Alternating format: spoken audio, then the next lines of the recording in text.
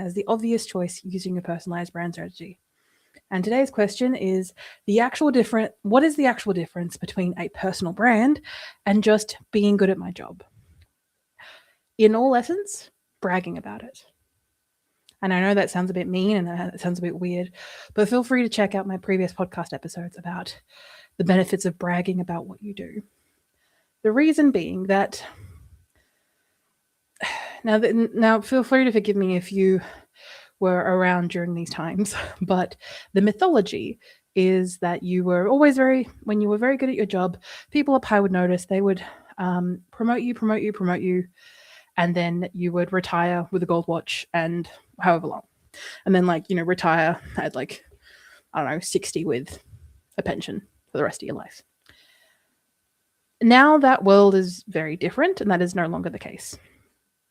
In a world that if you do not tell the higher ups about the work that you are doing and what you've been able to achieve for the company, they are going to either keep you where you are or fire you because they don't see the benefit in you. Now, is it their job to be able to see what their employees are doing and promote those who are doing a good job? Yes. But as we can tell, people aren't really doing their jobs. I said that in a nice way.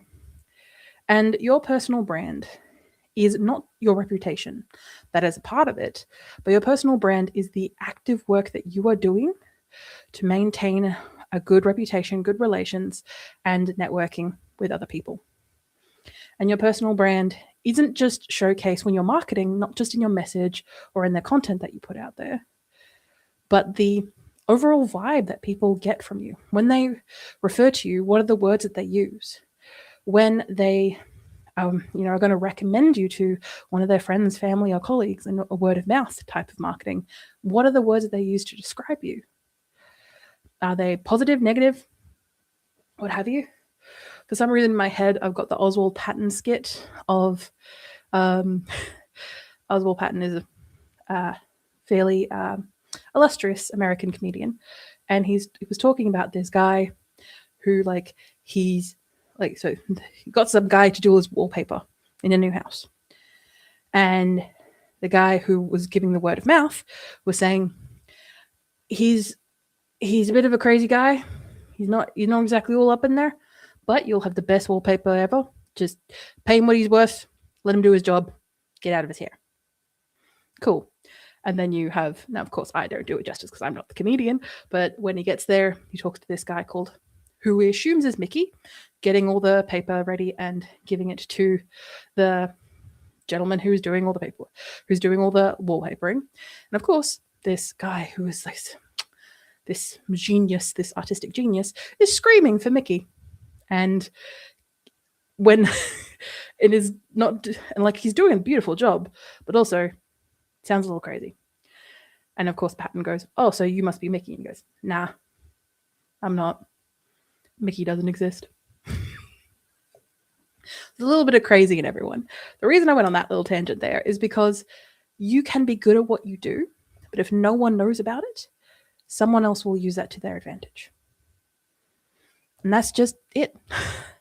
If you do not control your personal brand, now again, I'm not saying that you have to invest billions of dollars into it.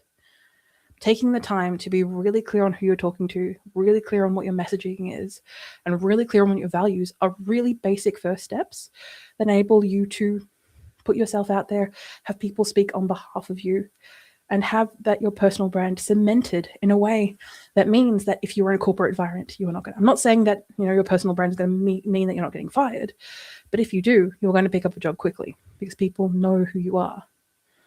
And that's really what's important nowadays. Do I love this late capitalism mindset that we have all in our worlds? No, not really. But it's no longer good enough to be good at your job. You need to tell people about it. And I believe that you can do that. See you tomorrow.